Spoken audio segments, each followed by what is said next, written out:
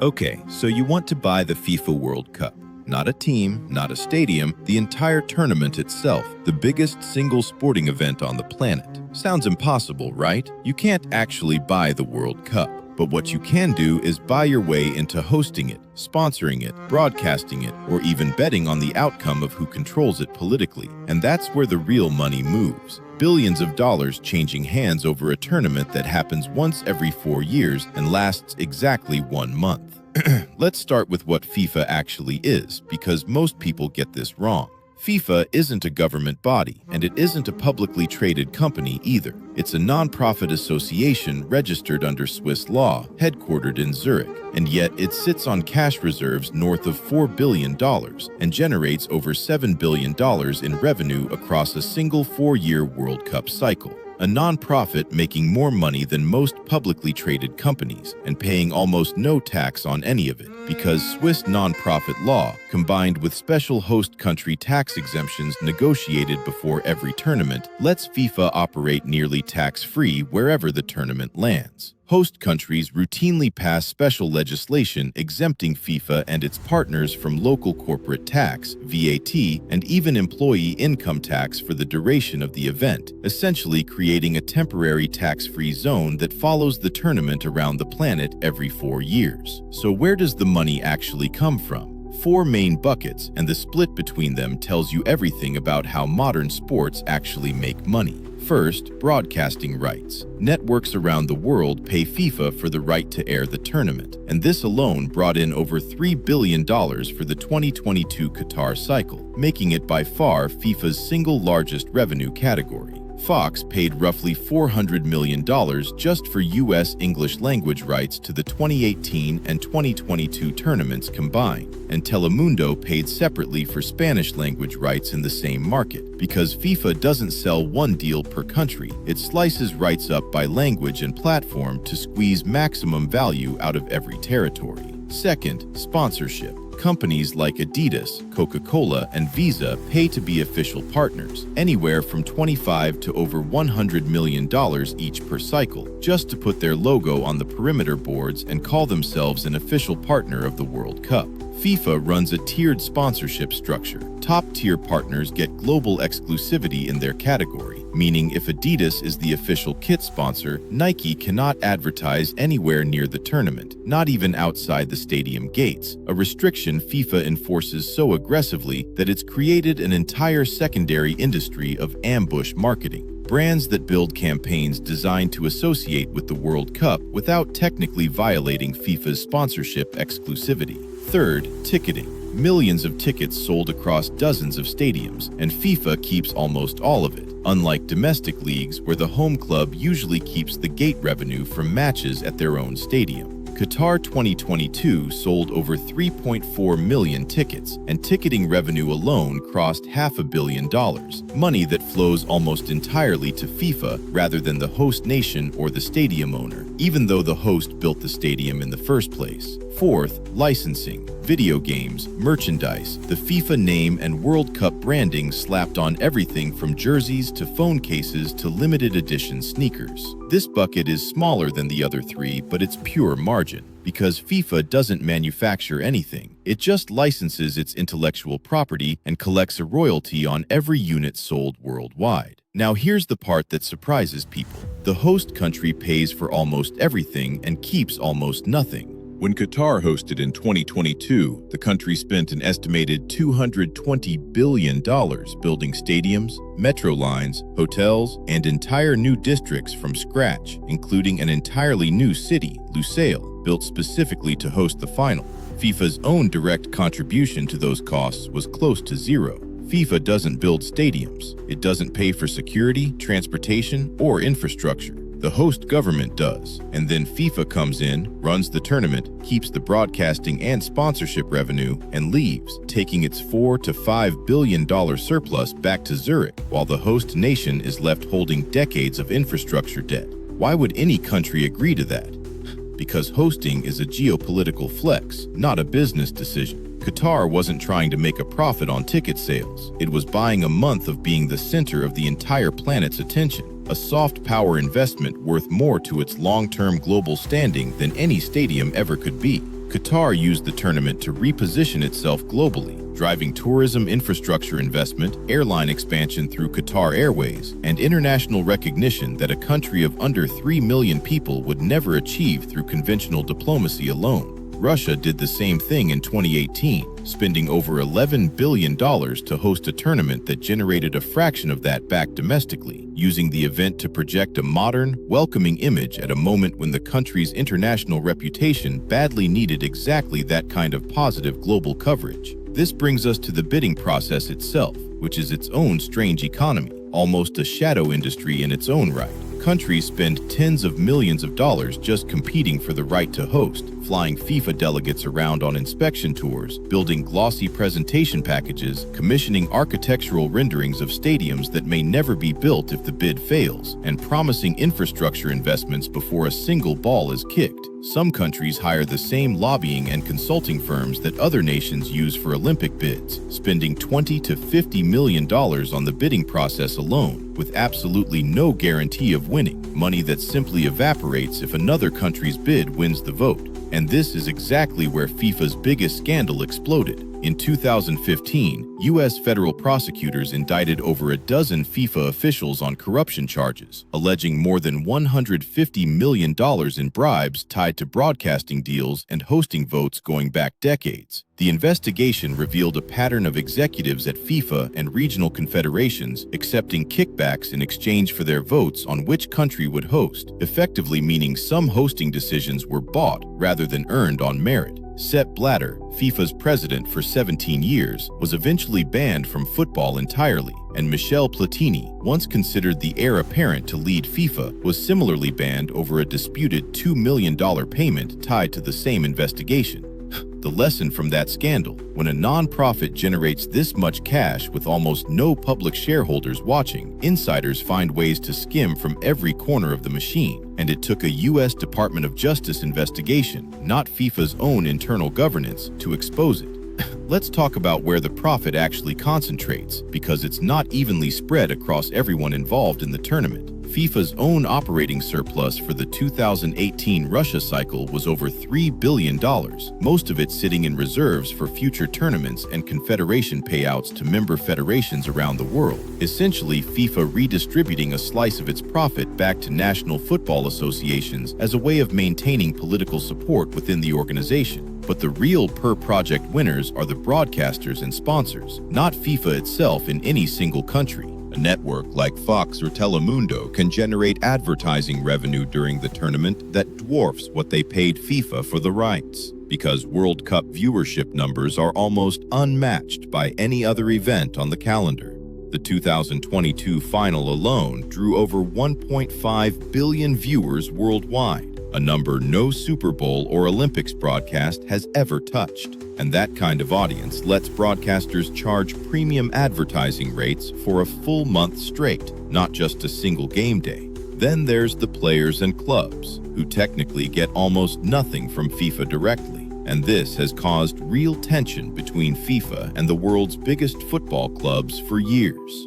FIFA pays clubs a relatively small release fee for every week a player spends away representing their country during the tournament, while clubs bear the risk of injury to multi-million-dollar assets they don't control during that month. In 2022, FIFA's total club benefits program paid out around $209 million, which sounds like a lot until you realize clubs collectively pay hundreds of millions in player wages during that same window, with zero say over how those players are used, how many minutes they play, or what happens if a star striker tears a ligament in a meaningless group stage match that has nothing to do with his club's season. This exact tension is why the European Club Association has spent years lobbying FIFA for better compensation, and why some of the biggest clubs in the world have quietly explored breakaway tournament structures that would let them control player release and compensation on their own terms instead.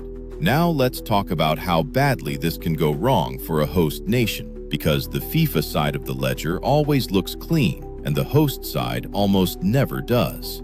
South Africa hosted in 2010, spent roughly $3.9 billion on stadiums and infrastructure, and several of those stadiums today sit largely empty, costing the government millions annually just in maintenance, because no domestic league in South Africa generates enough demand to fill a 40,000-seat World Cup stadium on a normal weekend. Cape Town Stadium alone costs the city several million dollars a year just to maintain, hosting a handful of events annually in a facility designed for a global tournament audience that came once and never returned at that scale. Brazil in 2014 spent over $11 billion, faced mass public protests over the spending while hospitals and schools went underfunded, protests large enough that they became a major political story that ran alongside the tournament itself on international news broadcasts, and multiple stadiums built for the tournament became so-called white elephants, structures now used as bus depots or left to decay entirely. The Arena da Amazônia in Manaus, built in the middle of the rainforest at a cost of over $300 million specifically for 4 World Cup matches, now sits mostly unused, hosting the occasional lower division match in front of a fraction of its capacity, an almost perfect symbol of the mismatch between what a World Cup demands and what a host city can actually sustain once the tournament leaves town. This is the recurring pattern. FIFA takes the broadcasting and sponsorship revenue, walks away with billions in profit, and leaves the host holding a decades-long infrastructure bill for buildings that may never be used again at that scale. It's one of the most one-sided business relationships in global sports, and yet countries keep lining up to bid because the month of global attention is worth more to a government's ambitions than the balance sheet ever will be. It's worth comparing this directly to the Olympics, which runs an almost identical playbook. The International Olympic Committee keeps broadcasting and sponsorship revenue while the host city absorbs the infrastructure cost, which is exactly why cities like Boston and Hamburg have withdrawn Olympic bids in recent years once their own citizens did the math and realized who actually profits from hosting a mega event like this. Now, for 2026, the math changes entirely because for the first time, the tournament is co-hosted across 3 countries, the United States, Mexico, and Canada, and the format is expanding from 32 teams to 48. More teams means more matches, more broadcasting inventory, more sponsorship slots, and FIFA is projecting revenue for this cycle north of $11 billion, the largest World Cup revenue haul in history. Splitting hosting costs across 3 countries also means no single government absorbs a Qatar-style $220 billion bill, since most of the required stadiums in the US already exist as NFL venues, meaning the incremental infrastructure spend is dramatically lower than building an entire tournament's worth of stadiums from scratch. This could make 2026 the first tournament in years where the host side actually comes out closer to even, because renovating an existing NFL stadium for World Cup use costs a fraction of what Qatar spent building Lusail Stadium from bare desert. There's also a new wrinkle worth understanding. FIFA has been steadily building out its own commercial ecosystem beyond the tournament itself, most notably the newly expanded FIFA Club World Cup, a competition FIFA relaunched with 32 clubs and billions of dollars in prize money, essentially FIFA creating a second major revenue event that sits entirely under its own commercial control, rather than being run through a single host nation bid. This matters because it shows where FIFA's business model is heading, less reliance on the once every 4 years World Cup cycle and more toward building recurring annual or biennial events it owns outright, collects broadcasting revenue from every year, and doesn't have to negotiate a fresh hosting deal for every single edition. Let's also talk about the currency this business actually runs on beneath all the revenue numbers: attention. And specifically, attention measured in ways almost no other event on Earth can match. A Champions League final might draw 350 to 400 million viewers globally. A Super Bowl draws around 115 million, almost entirely from a single country. The World Cup final draws over 1.5 billion, spread across every continent, every major language, every time zone. which is precisely why sponsorship rates for the World Cup carry a premium that no other sporting property on the planet can command, and why broadcasters are willing to pay hundreds of millions of dollars for rights years before a single team has even qualified. Time to pull it together and answer the actual question. How much money moves through a World Cup cycle if you're sitting on each side of the table? Scenario 1. Your FIFA. Total 4-year cycle revenue for 2026 is projected around $11 billion. Operating and event costs, tournament logistics, prize money, confederation payouts, administrative costs across FIFA's global operations run around $6 to $7 billion. Net surplus lands between $4 and $5 billion, sitting almost entirely tax-advantaged in reserves for the next cycle, a surplus larger than the annual revenue of most professional sports leagues combined, generated by an organization that technically classifies itself as a non-profit. Scenario 2. You're a host government. Qatar-style all-in spending on stadiums and infrastructure can run anywhere from $3 to $4 billion for a modest host reusing existing venues, all the way up to over $200 billion for a from-scratch build in a country with no prior football infrastructure at all. Direct revenue back to the host government from FIFA is typically a small fraction of that, often under $1 billion in direct payments and tax revenue from tourism during the tournament month itself. The real return isn't financial, it's the global attention, and whether that's worth the bill depends entirely on what the country is trying to buy. Scenario 3. You're a major broadcaster. Pay roughly $400 million for exclusive rights in your territory. Sell advertising slots across a month of matches watched by over 1 billion people worldwide. And depending on your market, that ad revenue alone can exceed $600 million to $1 billion, turning what looks like an enormous rights fee into one of the highest margin broadcasting windows in the entire industry,